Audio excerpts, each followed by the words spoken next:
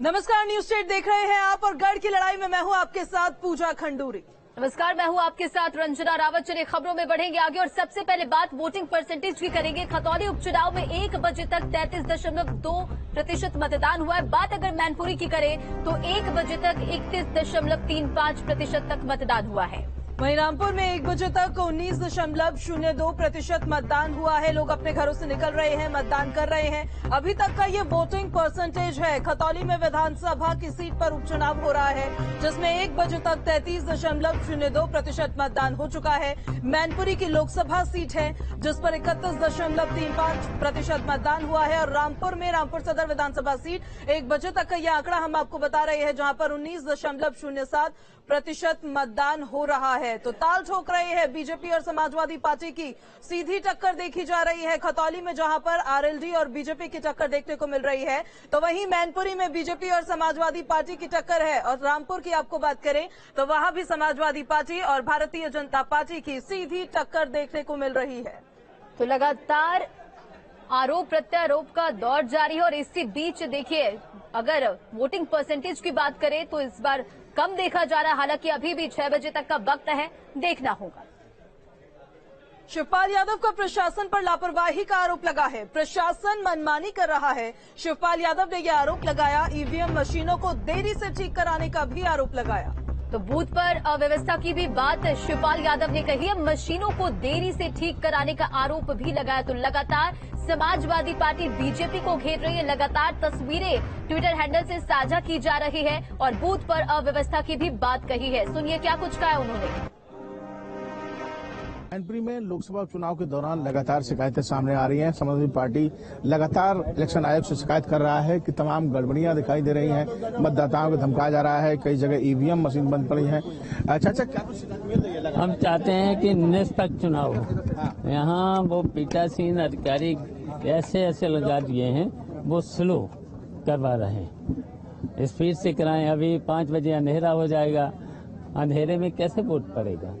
और जबकि एक मशीन पे बल्ब होना चाहिए और दूसरा एक ही बल्ब से काम चल रहा है, तो वो अंधेरा है। हाँ, आधार कार्ड भी शिकायतें भी लगातार सामने आ रही हैं। वो तो लगातार आ रही हैं, वो तो ठीक कराई जा रही हैं। तो स्पीड होना चाहिए। भाजपा से या प्रशासन से आपको? देखो, हमारा प्रशासन कई हद से ज्यादा रहा। ये सीधा था इनका लोकतंत्र की हत्या। तो इसको हम लोग रोकेंगे। इस सबके बावजूद आपको क्या लगता है कि कितने मार्जिन से आप जीतेंगे? बुला रहे हैं सारे रिकॉर्ड टूटेंगे। डिम्पल यादव भारी बहुमत से जीते। तो लगातार देखा, जैसे कि हमने शिवपाल यादव से बात की, तमाम उनकी शिकायतें हैं और लगातार वो चुनाव आयोग से शिकायतें भी कर रहे हैं, लेकिन उसके बावजूद भी उनका कहना है कि डिम्पल यादव भारी बहुमत से जीतेंगे। वीडियो जर्नलिस्ट मनोज के साथ से अवनीत दुबे, न्यूज उत्तर प्रदेश। खबरों में बढ़ेंगे आगे। उपचुनाव को लेकर डिप्टी सीएम ब्रजेश पाठक का भी बयान सामने आया है। तीनों सीटों पर बीजेपी की जीत का दावा उन्होंने किया है। क्या कुछ उन्होंने कहा है, सुनिए। हमारे साथ उप मुख्यमंत्री ब्रजेश पाठक जी हैं। सबसे पहले तो ये जो मतदान हो रहा है और अखिलेश तो कह रहे हैं कि पाकिस्तान जैसे, देखिए पूरी तरह से निष्पक्ष मतदान हो रहा है। समाजवादी पार्टी के अराजकता तो जरूर कुछ कहीं झगड़ा फसाद कर रहे हैं। हमारा प्रतिनिधिमंडल जाकर के निर्वाचन आयोग में शिकायत दर्ज कराने गया है, लेकिन चुनाव निष्पक्ष हो इसके लिए भारतीय जनता पार्टी प्रतिबद्ध है। परिणाम आने दीजिए, बीजेपी तीनों जगह जीतेगी। हमारे साथ उप मुख्यमंत्री ब्रजेश पाठक बता रहे हैं कि किस तरीके से समाजवादी पार्टी सिर्फ अपनी हताशा को व्यक्त कर रही है। जीत बीजेपी की ही होनी है। वीडियो जर्नलिस्ट सैफुल हसन के साथ आलोक पांडे, न्यूज स्टेट, लखनऊ। रामपुर से बड़ी खबर है, जहां पोलिंग बूथ पर तंजीम फातिमा ने वोट डाला है। पोलिंग बूथ पर सन्नाटा छाया हुआ है। उन्होंने कहा पोलिंग बूथ पर मौत सा सन्नाटा छाया हुआ है। तंजीम फातिमा ने यह आरोप लगाया है, कहा है उन्होंने। पूर्व विधायक रह चुकी है तंजीम फातिमा। सुनिए जरा एक बार। यहाँ से एक किलोमीटर 1.5 किलोमीटर की दूरी पर भारी पुलिस बल तैनात है, जो कि वहीं से लोगों को वापस कर रहे हैं, उनकी पर्चियां फाड़ रहे हैं, उनके साथ बल प्रयोग कर रहे हैं। क्या मतदान स्थल पे यही रहता है? ऐसा ही मौत का सा सन्नाटा छाया हुआ है। उन्होंने और क्या कुछ कहा है, सुनिए जरा। भैया विकास के लिए काम करा रहे, विकास के लिए जनता के बीच जा रहे हैं। विकास करेंगे, बहन बेटों का सम्मान करेंगे। पुलिस वाले तो आप भी देख रहे हो, पुलिस वाले कहाँ एजेंट बन रहे। पुलिस वाले तो सबकी सुरक्षा कर रहे, हमारी नहीं मदन भैया की भी सबकी सुरक्षा कर रहे, वे कोई एजेंट नहीं है। और इधर केंद्रीय राज्य मंत्री संजीव बालियान का बयान सामने आया। खतौली में शांतिपूर्ण तरीके से मतदान हो रहा है, ये संजीव बालियान का कहना है और राजकुमारी सैनी की भारी मतों से जीत तय है।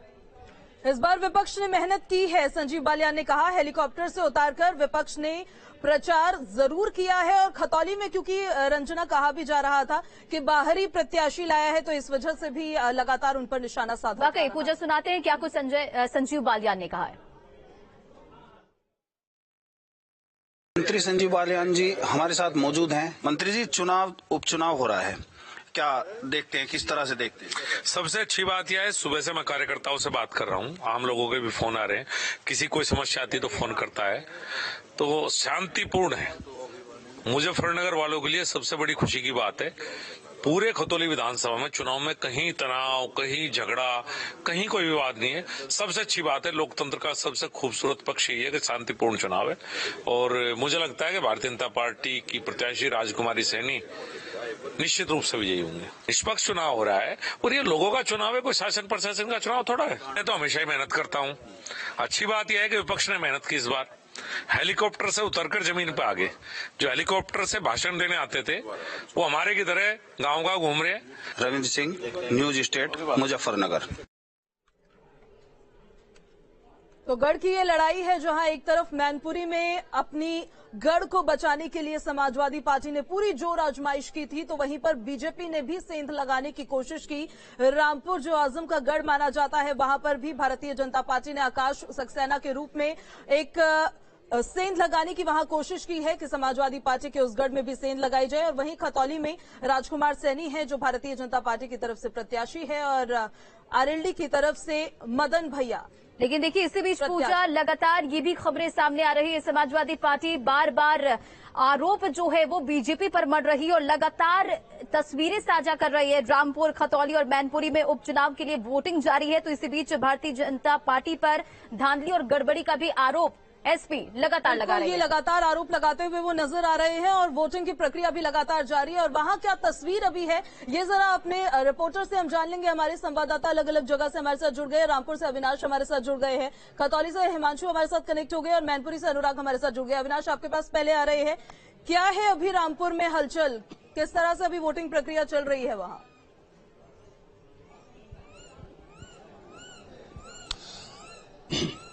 देखिए पूजा, अगर रामपुर की बात करें तो रामपुर में अभी तक का जो चुनाव है, यानी कि जो मतदान की प्रक्रिया है, पूरी तरीके से शांतिपूर्ण रही है। हालांकि अब से थोड़ी ही देर पहले जो रामपुर के डीएम हैं और जो यहाँ के पुलिस कप्तान हैं, उन्होंने इस मतदान केंद्र का, यानी कि जहां पर मैं खड़ा हूं, इसका दौरा किया, यहाँ लोगों से बातचीत की। हालांकि हाँ, ये देखिए, ये जरूर है कि अगर हम बाकी दो सीटों की बात करें, खतौली और मैनपुरी की, तो उसके मुकाबले कहीं ना कहीं रामपुर का जो पोलिंग परसेंटेज है वो थोड़ा सा कम है। इसके पीछे एक वजह यह भी है कि चूंकि सुबह में यहाँ ठंड बहुत ज्यादा थी, कोहरा था, लेकिन हाँ, चूंकि अब धूप है तो लोग अब अपने घरों से बाहर निकल रहे हैं, तो हो सकता है कि शाम 5 बजे जब मतदान की प्रक्रिया खत्म हो तो जो पोलिंग का परसेंटेज है थोड़ा सा ऊपर जाए। देखिए, सबसे जरूरी बात यह है कि आज पूरे दिन चूंकि सुबह से ही समाजवादी पार्टी की तरफ से तमाम आरोप लगाए गए। आरोप न सिर्फ भारतीय जनता पार्टी और सरकार के ऊपर बल्कि पुलिस और प्रशासन के ऊपर। हालांकि अब से थोड़ी देर पहले जो यहाँ के पुलिस कप्तान हैं उनसे मेरी बातचीत हुई, तो उन्होंने कहा कि जो आरोप लगाए जा रहे हैं वो पूरी तरीके से निराधार हैं। पुलिस प्रशासन किसी को भी परेशान नहीं कर रहा है। जो गाइडलाइन होती है चुनाव आयोग की, उस गाइडलाइन का पूरी तरीके से उसको फॉलो किया जा रहा है और प्रशासन लोगों से अपील भी कर रहा है कि लोग अपने घरों से बाहर निकले और जो उनकी जिम्मेदारी है, जो उनका मताधिकार है, उसका प्रयोग करें। हालांकि देखिए, इससे पहले चूंकि अब्दुल्ला आजम, जो कि आजम खां के बेटे हैं, उन्होंने काफी गंभीर आरोप लगाया। हालांकि उन आरोपों पर भारतीय जनता पार्टी ने भी जवाब दिया कि अब्दुल्ला आजम झूठ बोल रहे हैं, उनके आरोप निराधार हैं, स्क्रिप्टेड हैं और चूंकि हार का डर है आजम खां को। वाकई अविनाश, देखिए, एसपी जहां आरोप लगा रही है तो बीजेपी इस आरोपों को निराधार बता रही है। आप हमारे साथ बने रहिए, हमारे साथ हमारे संवाददाता मैनपुरी से अनुराग भी जुड़े हुए। अनुराग, आपके पास आना चाहूंगी। देखिए, मैनपुरी में 31% अभी तक वोट पड़ा है, क्या कुछ तस्वीरें इस वक्त है और एसपी लगातार बीजेपी पर आरोप लगा रही है?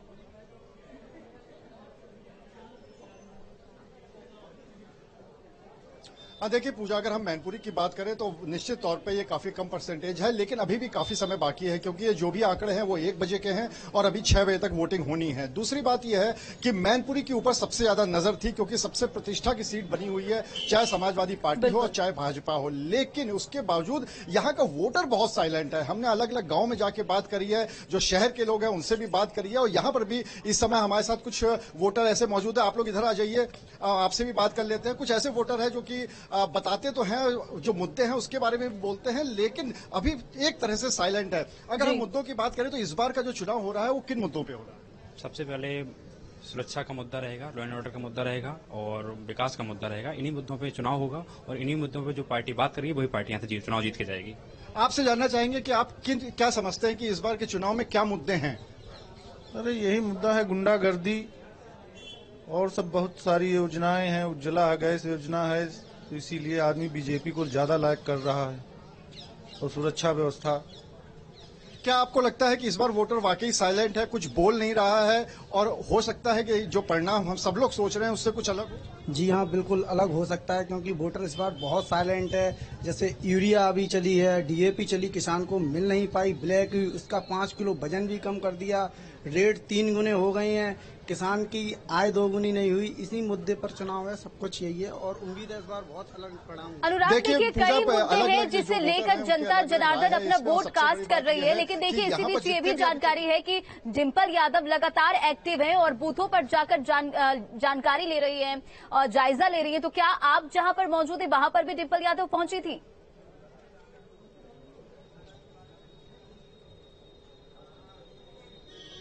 देखिए पूजा, ये मैनपुरी की सीटें, हम लोग जो इस समय खड़े हुए हैं वो जीआईसी वाला बूथ है, और ये मैनपुरी का सबसे बड़ा बूथ है। यहाँ पे सबसे ज्यादा वोटर्स है और लगातार यहाँ पे भीड़ है। हालांकि डिंपल यादव यहाँ पे अभी तक नहीं आई हैं, क्योंकि उनका यहाँ पर वोट भी नहीं है, लेकिन अभी तक वो यहाँ पे नहीं पहुंची। लेकिन हाँ, इतना जरूर है कि एक बार चूंकि वो नेताजी की बहू है, उसको देखते हुए ये माना जा सकता है कि यहाँ पर जो वोटिंग होने वाली है वो अगर कम होती है या ज्यादा होती है, लेकिन परिणाम जो है वो 8 तारीख को ही पता चलेंगे। ठीक है अनुराग, आपके पास वापस हम लौटेंगे सीधे अब खतौली आपको लिए चलते हैं, जहां से हमारे संवाददाता हिमांशु हमारे साथ लाइव कनेक्ट हो रखे हैं। हिमांशु, खतौली में जहां पर आपकी मौजूदगी अभी, वहां के हलचल जरा बताइएगा। राजकुमार सैनी एक तरफ बीजेपी के प्रत्याशी, आरएलडी की तरफ से मदन भैया पर विश्वास जताया गया है, वहां की जनता का मूड किस तरह का नजर आ रहा है? कुछ बोल रहे हैं या फिर साइलेंट वोटिंग हो रही है?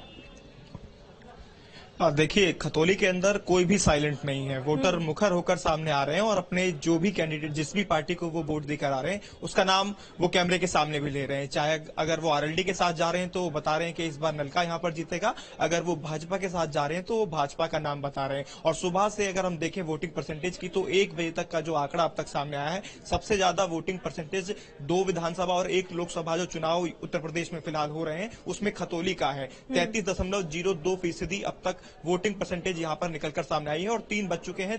थोड़ी ही देर में जो आंकड़ा है ये और भी बढ़ जाएगा। अनुमानित अगर बताएं तो 6 बजे तक क्योंकि वोट पड़नी है, तो तकरीबन 55% मतदान खतौली के अंदर जा सकता है, परसेंटेज जो पोलिंग की है। क्योंकि अगर हम बात करें बीते फरवरी महीने की जब चुनाव हुए थे तो 69% मतदान खतौली का रिकॉर्ड प्रतिशत रहा था, और अभी भी आप देखेंगे तो पोलिंग सेंटर पर यहाँ पर भीड़ देखकर आप अंदाजा लगा सकते हैं, जितने भी मतदान करने वाले लोग हैं वो यहाँ पर सेंटर पर पहुंच रहे हैं और अपने अपने मताधिकार का इस्तेमाल कर रहे हैं। यहाँ जो मौजूद लोग हैं उनसे हम बात भी कर लेते हैं और जानने की कोशिश भी करेंगे कि इन मुद्दों को ध्यान में रखकर इस बार वो वोटिंग कर रहे हैं। क्या नाम है भाई आपका? ज़हीर खान।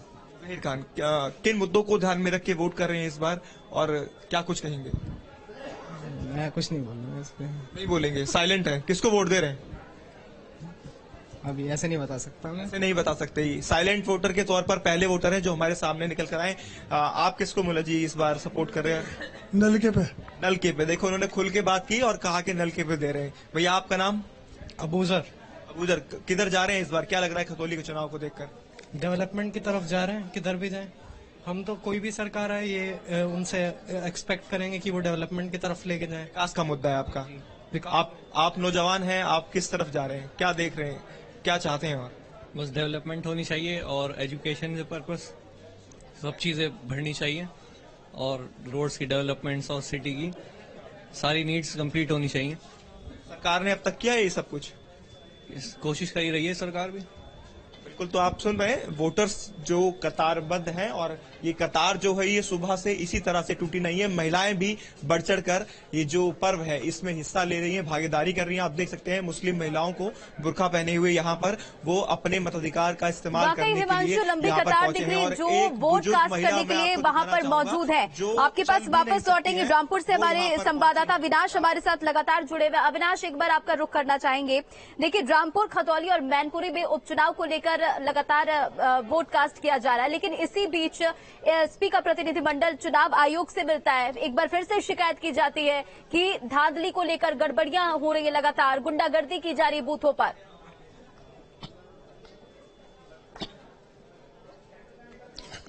देखिए, पहली बात तो ये है कि जब कोई पार्टी विपक्ष में होती है और उपचुनाव होता है तो वो सत्ता पक्ष और जो भी पार्टी सरकार में होती है उसके ऊपर आरोप लगाती है, और ऐसा पहली बार नहीं हो रहा है। और जब समाजवादी पार्टी सत्ता में थी तब समाजवादी पार्टी के ऊपर भी कुछ ऐसे ही आरोप लगे थे। आपको याद होगा 2012 में जब लोकसभा उपचुनाव हुआ था कन्नौज में, और वहां से जब डिंपल यादव निर्विरोध चुनी गई थी तो तमाम तरह के आरोप समाजवादी पार्टी पर लगे थे।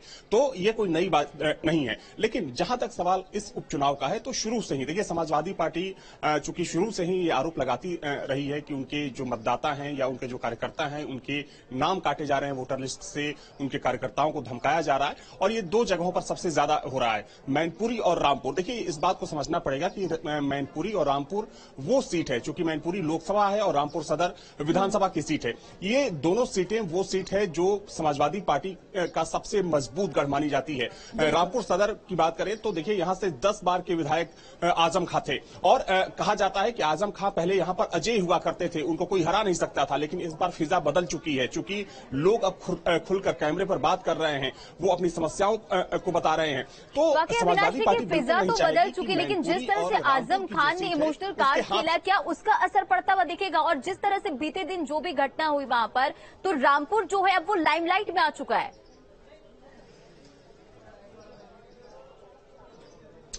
देखिए, इमोशनल कार्ड निश्चित तौर पर खेला गया, क्योंकि चुनाव प्रचार के दौरान कई बार देखा गया कि आजम खां मंच पर काफी भावुक हो गए। उन्होंने इमोशनल तरीके से अपने वोटरों से अपील की कि एक बार फिर से रामपुर की जनता उन्हें चुनाव जिताए। हालांकि वो चुनावी मैदान में नहीं है, लेकिन आसिम राजा उनके साथ बेहद करीबी माने जाते हैं। लेकिन देखिए, इस इमोशनल कार्ड का बहुत ज्यादा असर नहीं दिख रहा है, क्योंकि अगर हम बात करें रामपुर में और खासतौर पर अगर हम जो मुस्लिम बाहुल्य इलाके हैं तो यहाँ पर उतना ज्यादा उत्साह देखने को नहीं मिल रहा है। हालांकि चूंकि समाजवादी पार्टी और आजम खां की तरफ से ये कहा जा रहा है कि उनके वोटरों को धमकाया जा रहा है। लेकिन आपसे थोड़ी देर पहले अशोक कुमार शुक्ला जो कि यहाँ के पुलिस कप्तान है, उनसे बातचीत हुई। उन्होंने कहा कि प्रशासन पूरी तरीके से सहयोग कर रहा है और जो भी आरोप हैं वो निराधार है। इसी को लेकर कल एक हाई वोल्टेज ड्रामा भी देखने को मिला, जब एसपी आवास के सामने आसिम राजा पहुंच गए। हालांकि उनके ठीक सामने कुछ महिलाएं भी पहुंच गई और उन्होंने आजम खां पर आरोप लगाते हुए कहा कि आजम खां को इस पूरे चुनाव के दौरान हिरासत में लिया जाए और चुनाव खत्म होने के बाद छोड़ा जाए। बाद में पुलिस को हल्का बल भी प्रयोग करना पड़ा।